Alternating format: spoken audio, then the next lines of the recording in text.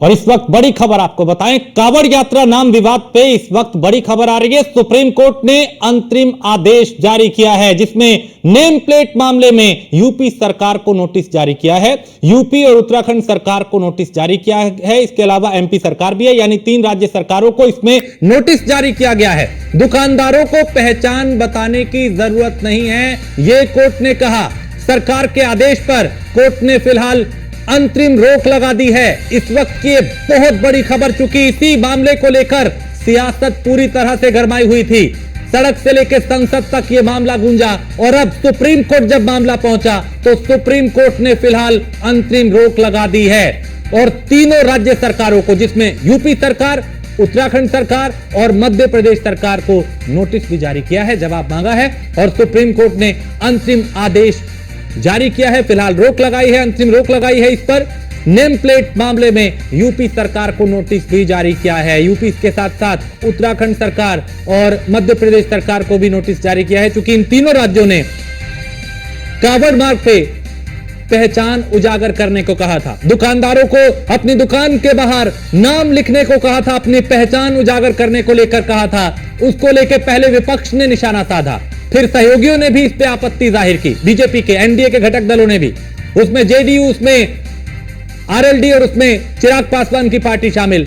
अपनों ने भी आंख दिखाई। मामला सुप्रीम कोर्ट पहुंचा और सुप्रीम कोर्ट से बड़ी खबर यह कि सुप्रीम कोर्ट ने फिलहाल अंतरिम रोक लगा दी है इस फैसले पे।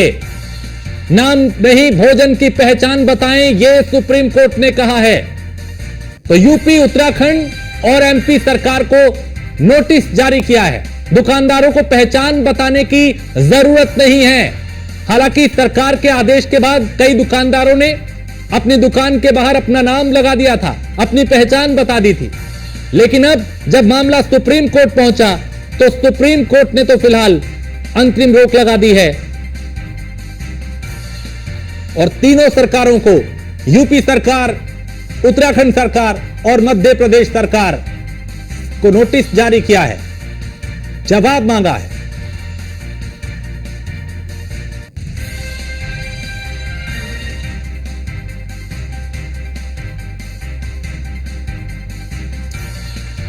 और इस वक्त हमारे साथ दिल्ली से पीयूष तिवारी हमारे संवाददाता हैं और इसके अलावा मोहसिन खान है मेरठ से हमारे संवाददाता, एसके वाजपेयी लखनऊ से और न्यूज रूम से इस वक्त सुदीप जैन हमारे साथ। सबसे पहले पीयूष, दिल्ली से आप बताएं, सुप्रीम कोर्ट में मामले की सुनवाई हुई, कोर्ट ने क्या टिप्पणी की चूंकि अंतरिम रोक लगाई है? बिल्कुल, सबसे बड़ी बात है कि अगर टिप्पणी की बात करें तो सुप्रीम कोर्ट ने सीधे तौर पे कह दिया कि किसी भी दुकानदार पर इस तरीके का दबाव नहीं बनाया जाना चाहिए कि वो अपने नाम को प्रदर्शित करे। सबसे बड़ी जी प्लीज बताएं पीयूष, शायद संपर्क टूट गया। चलिए मैं लौटता हूं। मोहसिन, इस फैसले के बाद अभी चूंकि यूपी सरकार ने इसको आदेश को जारी किया, उत्तराखंड सरकार इसको जारी करती है, एमपी सरकार भी इसको ले आती है उज्जैन में, अब तीनों से जवाब भी मांगा गया। रोक लगाने के बाद किस तरह की प्रतिक्रियाएं अभी दुकानदार दे रहे हैं? मोहसिन,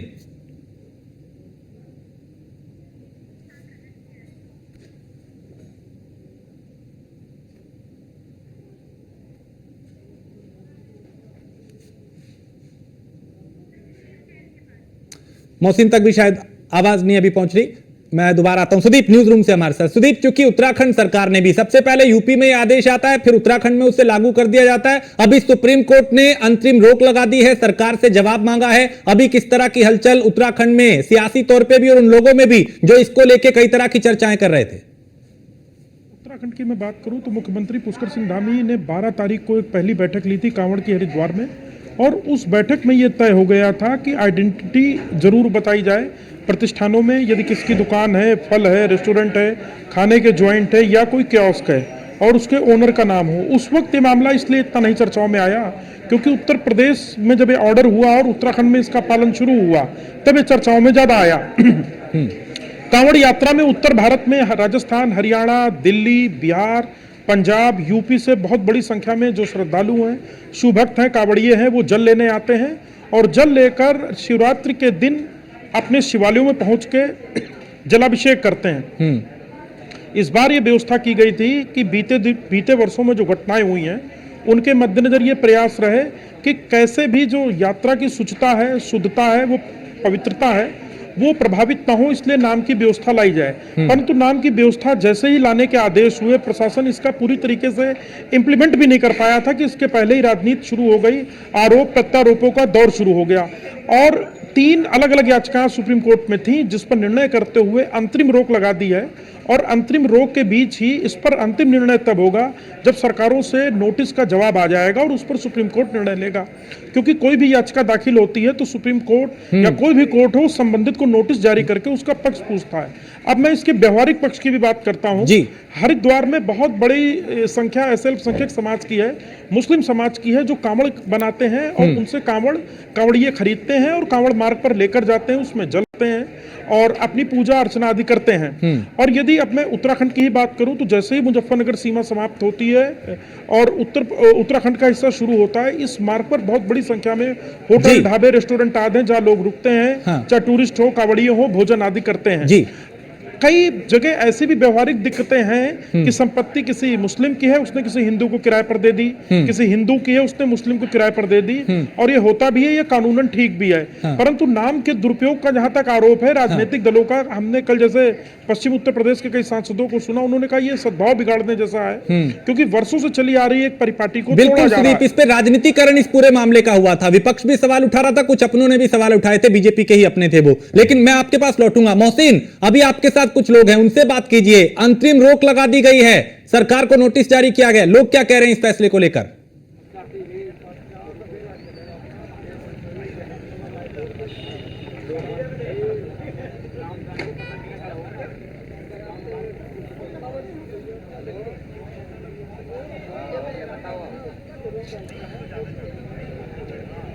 देखिए, निश्चित रूप से राजेश, हम लोग कांवड़ मार्ग पर हैं मेरठ में इस वक्त, और यहाँ पर जो लोग हैं उनसे हमने पहले भी बातचीत की थी। और जिस तरह से सुप्रीम कोर्ट ने अंतरिम रोक लगाई है उस फैसले पर, जिसमें कहा गया था कि नाम और दुकान के बाहर आपको अपनी पहचान भी बतानी होगी। यहाँ पर कांवड़ सेवा शिविर है और ये इस शिविर के बाहर कुछ लोग हैं, उनसे हम सीधे जानने की कोशिश करते हैं। मेरा सवाल ये था कि सुप्रीम कोर्ट ने उस फैसले पर अंतरिम रोक लगा दी है जिसमें कहा गया था कि ना दुकान के बाहर नाम और पहचान नहीं लिखेंगे।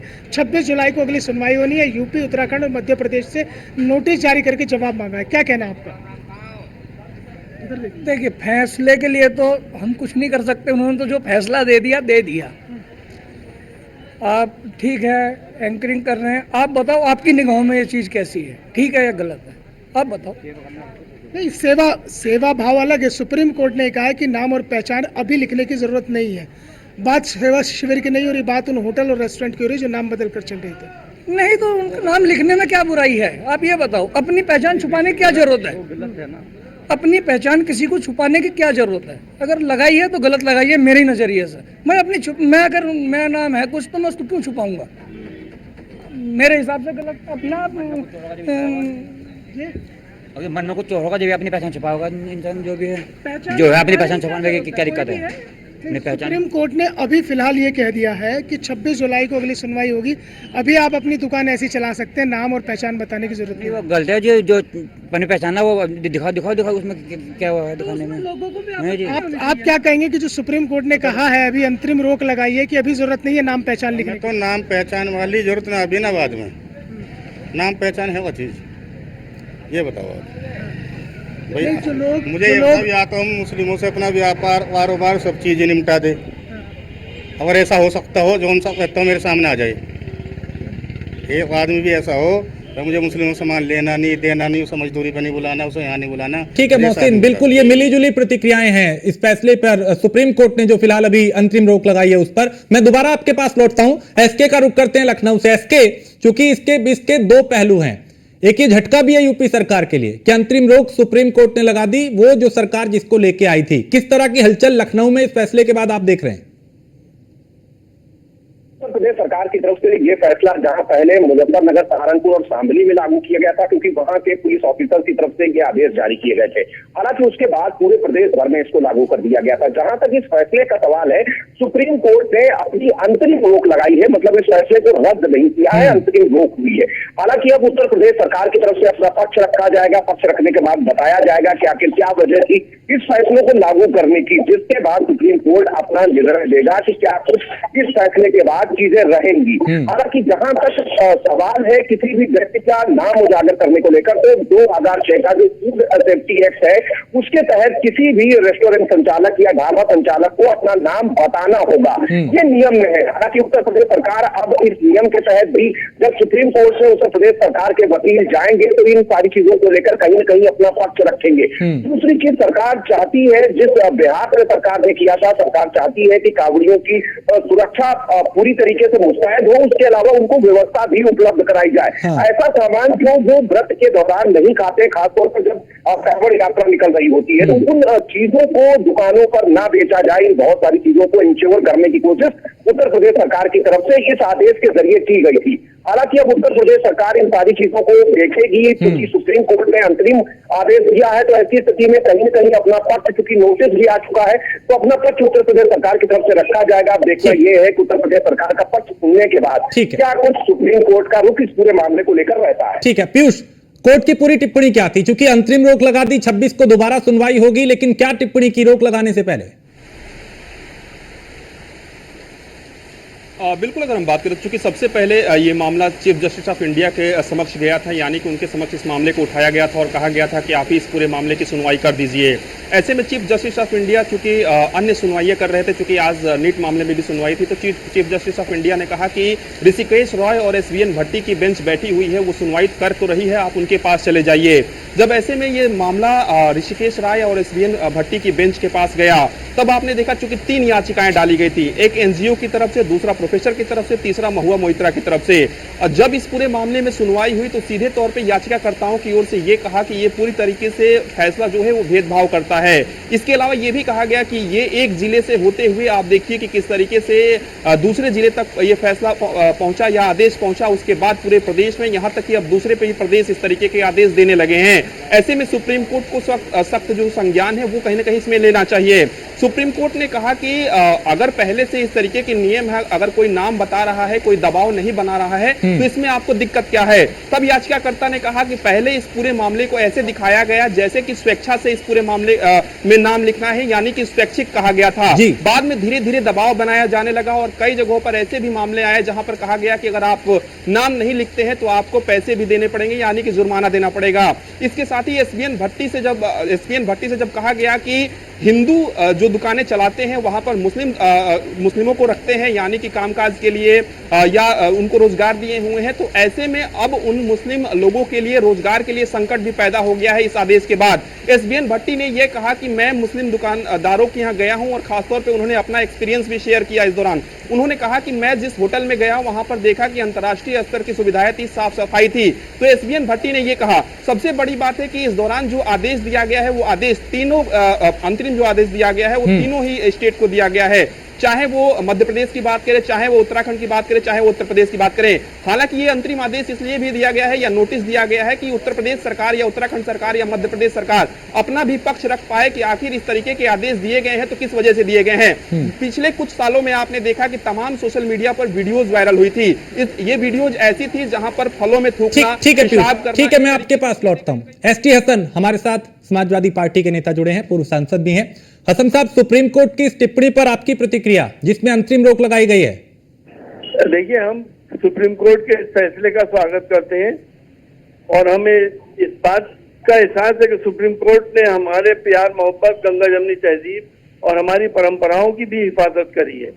जिस तरह से ये आदेश दिए गए थे जिससे दो समुदायों के बीच में दूरियां पैदा हो रही थी, आज वो दूरियां भी खत्म होंगी। और आपको सबको मालूम है कि मुसलमान भाई भी कांवड़ वालों के लिए कैंप लगाते हैं, उनकी सेवा करते हैं, उन्हें खाना खिलाते पिलाते हैं। मुजफ्फरनगर में न जाने कितने कैंप लगते हैं। इस आदेश से कहीं ना कहीं झिझक पैदा हो रही थी एक दूसरे के यहाँ जाने के लिए। अब ये भी खत्म होगा और हमारा सौहार्द बचा रहेगा और प्यार मोहब्बत बचा रहे। लेकिन एसटी हसन साहब, सुप्रीम कोर्ट के इस अंतरिम रोक से पहले आप लोग भी इसकी मांग कर रहे थे, इसके ये वापस लिया जाए, फैसला सही नहीं है, लेकिन सरकार कह रही थी कि कांवड़ियों की पवित्रता के लिए ये फैसला लिया गया। इस पे आपत्ति क्यों जाहिर कर रहे थे आप लोग? देखिए, पवित्रता तो बनी रहती है हमेशा। अगर आपको कल का वाकया मालूम होगा परसों का, कि एक हिंदू भाई के ढाबे में उसने दाल में प्याज और लहसुन का तड़का लगा दिया तो उसके तमाम ढाबे की तोड़फोड़ हो गई। तो वो तो किसी से भी कोई गलती हो सकती है। लेकिन जानबूझ के कोई नहीं करता। अब सम्मान करते हैं सब लोग, ये पवित्र यात्रा है उन लोगों की, अपने गुनाहों की माफी भी मांगते हैं, अब अपने पैदा करने वाले की इबादत और पूजा भी करते हैं, तो इसीलिए सब लोग सम्मान भी करते हैं। एक दूरियां क्यों पैदा की जा रही हैं दो बड़े समुदायों के बीच में? ठीक है, बहुत शुक्रिया एस टी हसन साहब न्यूज़ वन इंडिया से बात करने के लिए। तो समाजवादी पार्टी के पूर्व सांसद हैं एस टी हसन, जिन्होंने वेलकम किया इसका, क्योंकि विपक्ष लगातार इसकी आलोचना कर रहा था, आवाज उठा रहा था और इस फैसले को गलत बता रहा था। सुदीप, उत्तराखंड की अगर बात करें, चूंकि हरिद्वार में लाखों कांवड़िए पहुंचते हैं, रास्ते में तमाम खाद्य पदार्थ की दुकानें पड़ती हैं, सरकार ये कहती है आप अपनी पहचान बताएं, उस पर राजनीतिकरण उसका होता है, लेकिन सुप्रीम कोर्ट की आज की ये अंतरिम रोक के बाद फिलहाल किस तरह की हलचल? जी बिल्कुल, देखिए सुप्रीम कोर्ट ने अपना अंतरिम आदेश दे दिया है। इस अंतरिम आदेश को सीधे तौर पर ऐसे माना जाना चाहिए, जब तक राज्य सरकार का जवाब सुप्रीम कोर्ट को नहीं आता तब तक ये आदेश नल एंड वाइड यानी जीरो है। इस बीच यदि कोई चाहे तो सरकार के आदेशों का पालन करे या न करे।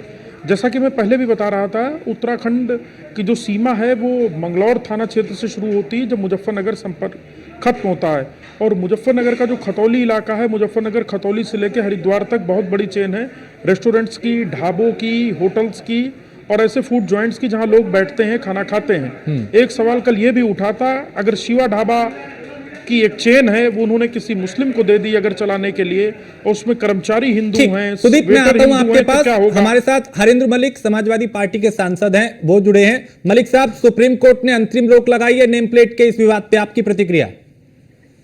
देखिए, ये हमने पहले भी कहा था, ये फैसला हमारे संविधान की मूल भावनाओं के प्रतिकूल है, धार्मिक वैमनस्य बढ़ाने का है। इसका कांवड़ यात्रा से कोई लेना देना नहीं है।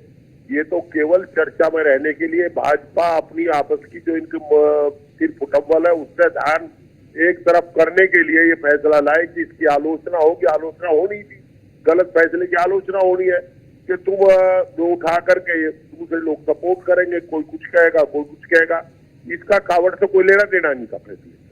लेकिन सरकार तो यही कह रही थी कि कांवड़ियों की पवित्रता के लिए, ताकि कोई कंफ्यूजन क्रिएट ना हो, इसलिए इस फैसले को लाए हैं। सरकार से पूछिए, कल छपार में, मुजफ्फरनगर के छपार गांव, थाना छपार में कल एक हादसा हुआ, उसका भी क्या मामला था इससे? वहां एक ही कार तोड़ दी, दुकान तोड़ दी, वे तो सारे हिंदू ही थे पिछले वाले। नहीं तो वो ये भी तो कह रहे हैं कि ये आदेश केवल मुसलमानों के लिए थोड़ी था, ये तो सबके लिए था, इसमें सिर्फ विपक्ष ने राजनीति की है। उनका ये कहना है कि समाजवादी पार्टी केवल आस्था के साथ खिलवाड़ करती है। ऐसा है, समाजवादी पार्टी उनसे ज्यादा आस्थावान है। हमारे सरकार के समय में कभी कांवड़ में कोई झगड़ा नहीं हुआ। अब पिछले साल तो सिसोली का एक नौजवान मारा गया था, अब कल उसकी एक की कार टूट गई, दुकान टूट गई। ये कानून, ये पुलिस की पेट्रोलिंग ठीक नहीं है।